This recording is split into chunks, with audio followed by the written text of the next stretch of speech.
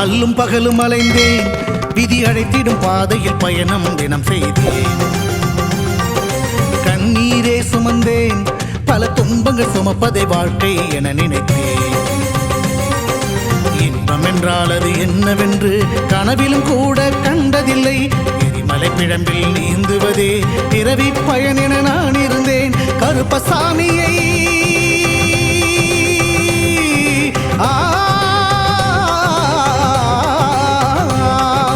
கருப்பசாமியை பார்த்தவுடன் விதிகளும் விலகி ஓடியதே.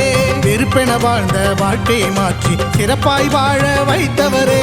புலிகரை நோக்கி புறப்படுவோம், நம் கருப்பனின் அருளை தினம் பெறுவோம். புலிகரை நோக்கி புறப்படுவோம், நம் கருப்பனின் அருளை தினம் பெறுவோம்.